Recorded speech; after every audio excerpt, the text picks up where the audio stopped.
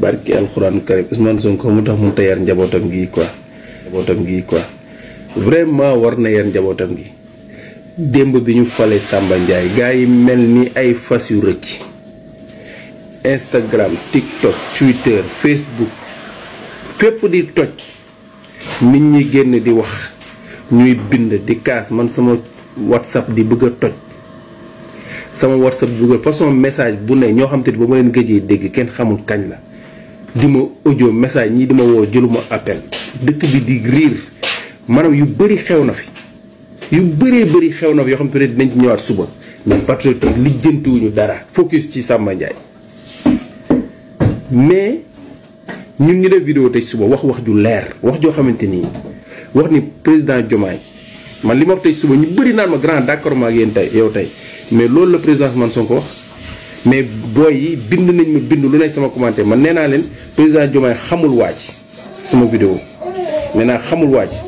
wax naa waaj nañ ko pousser à la démission man loolu laa wax ma ni un allié ma ni ñu ko Diomaye président ñoo ko proposé waaj demande nañ leen pour poste ñu proposé waaj ñu fal ko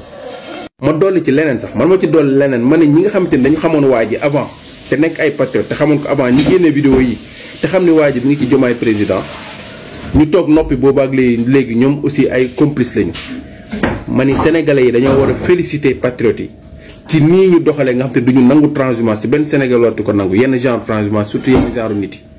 mais patriote yi nanguwuñu dégg dara taxaw rek ni waa ji nañ ko dàq léegi Ousmane Sonko ñëw def benn post Facebook dafa vidéo de deful audio de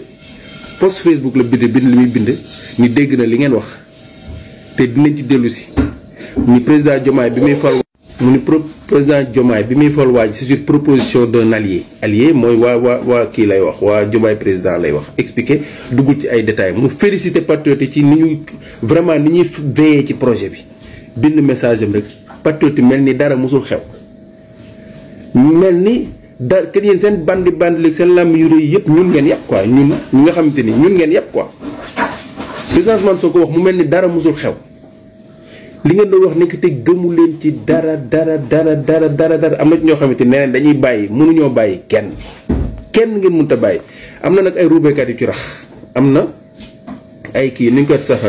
ñoo xamante ni dañuy dugg mooy waa APR yi dugg tout le temps da ngeen xàmmee faux profil yi naan Samba Ndiaye buñ ko bàyyiwul man dootuma voté du ma voté Pastef damay génn ci Pastef ñii dañoo yebaatu ñooñu ci ëpp ay APR lañu.